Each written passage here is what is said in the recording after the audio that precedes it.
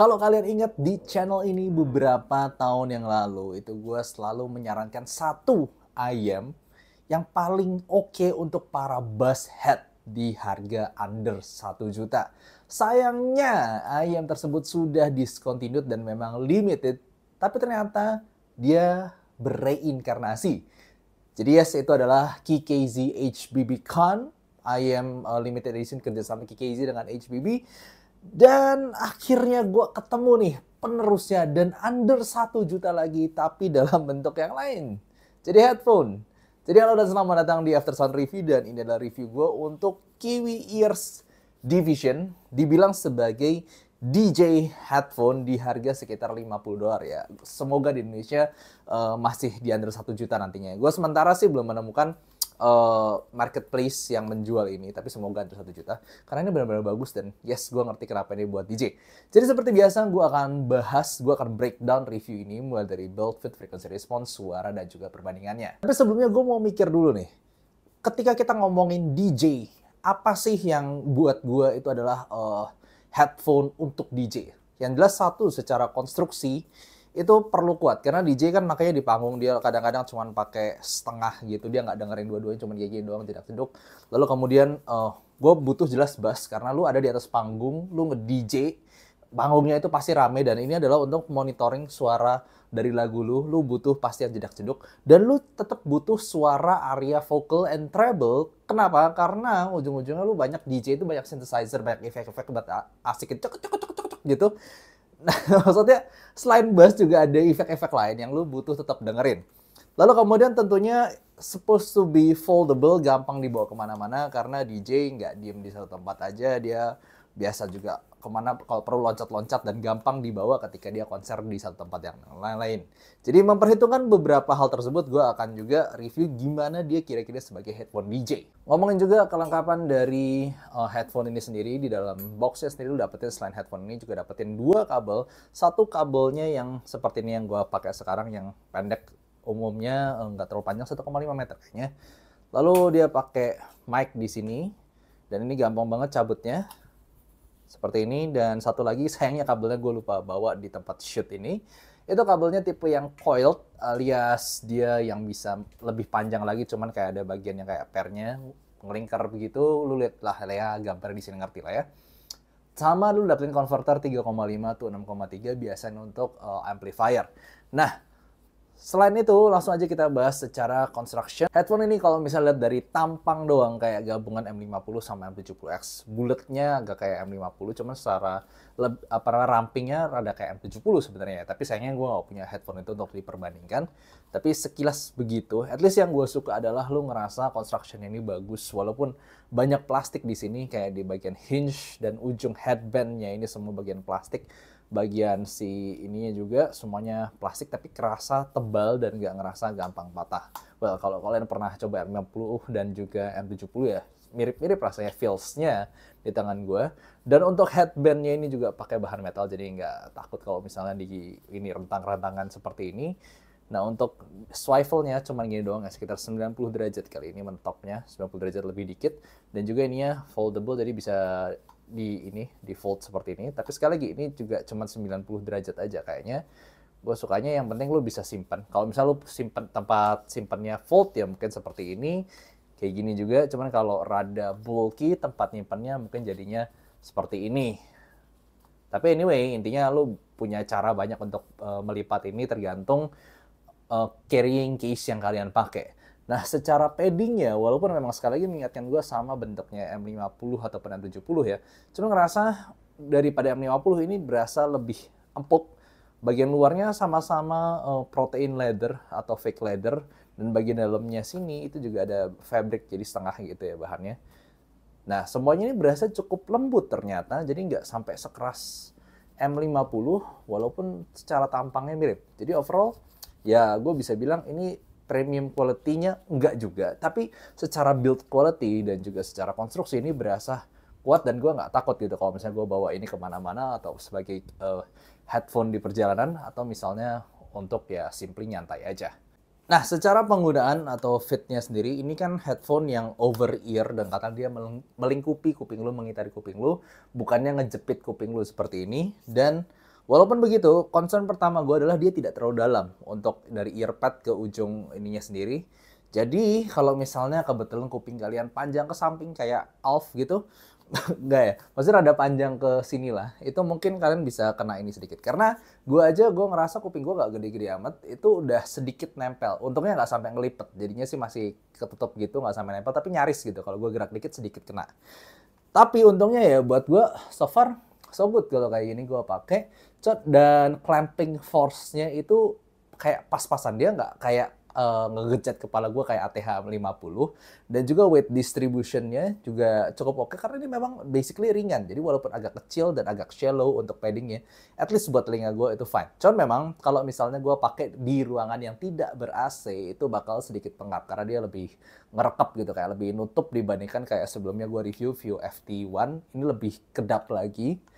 Lalu kemudian, yes, gue akan ngomong kalau misalnya fungsinya sebagai DJ. Nah, untungnya misalnya kayak gini ya, gue lipat kayak gini, lo kan gue denger kayak gini satu aja, sambil gue denger sekitar gitu, biasanya kan DJ gitu ya. Itu untungnya oke-oke aja, maksudnya gue kayak gini doang nih, itu langsung ngelingkupin kuping gue, langsung gue dapet shieldnya, langsung kerasa bass dan energi dari vocal and treble, jadi sampai kayak gini juga oke-oke aja. Ngomongin tonal and frequency response dari headphone ini, kelihatan, ini gue pinjam dari HPB, kelihatan bahwa dia mengingatkan gue sama memang KKZ HPB kan. Satu, lu dapat mid bass bump yang besar, jadi memang bass mid bass itu gede banget. Nampol, lu berasa tebelnya, lu berasa asiknya, buat EDM jedak-jeduknya itu berasa banget. Untuk kalian yang nggak suka bass, ya jangan kesini ya. Memang tapi fokusnya adalah ke mid bass, bukan ke sub bass. Jadi dia bukan tipe bass yang cepat, dia tipe bass yang sedikit lambat tapi dentuman dan pukulannya asik banget. Nah, kemudian sifat yang rada mirip dengan KKZ HPB kan adalah bagaimana dia balancing bass yang segede itu di area upper mid range to treble, di mana dia naik cukup banyak di sekitar upper mid range to lower treble to mid treble lah, dia masih naik.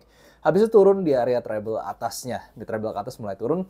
Jadi memang lu di sini nggak cuman dapetin bass, lu dapetin kontras dari vokal juga. Jadi mau seberapapun bassnya itu nonjok, vokalnya nggak kelelep. Ya gue harus ngomong memang, tapi vokalnya bukan tipe vokal yang balance ya. Vokalnya memang agak, bukan agak sih, jelas mengarah ke rada tipis. Jadi mungkin kerasanya vokalnya itu nggak setebal seharusnya, ataupun nggak sebobot seharusnya. Tapi memang tujuan vokalnya adalah untuk balancing bass yang sebesar ini, biar vokalnya tetap ada dan clarity tetap ada gitu. Jadi pengucapan kata-kata vokalnya dan juga kejelasan ketika bassnya nonjok duk banget, vokalnya masih tetap terasa nggak ketutupan sama bass yang sebesar ini. Jadi memang ini bukanlah untuk kalian yang suka vokal yang balance atau vokal yang super sweet, nggak. Ini tujuan dari headphone ini memang adalah untuk kalian yang suka suara bass, dan bass adalah fokus utama dari suara dari headphone ini. Cuman vokalnya nggak kelelep dan vokalnya masih bisa kontras, jelas, dan masih clear gitu.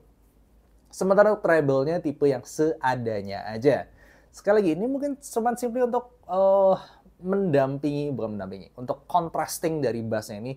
Kalau kalian tahu ada namanya seesaw effect dalam bahasa audio juga.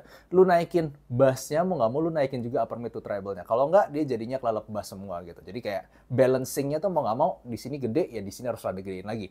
Nah di sini seolah upper mid to treble-nya balancing itu, tapi eksekusinya bagus dengan bass yang sebesar ini. Sekali kuncinya adalah bass sebesar ini, tapi vocal and treble-nya masih terasa. Tapi kalau misalnya kita ngomong kualitas ya, vocal to treble jujur aja, not that balance, extensionnya juga nggak gimana-gimana banget. Sekedar adaan aja. Tapi untuk mendampingi dan untuk meimbangi bass yang sebesar ini really well executed. Nah, secara teknikal tapi kalian jangan terlalu berharap gimana-gimana, karena memang tujuan utamanya headphone ini adalah bass headphone.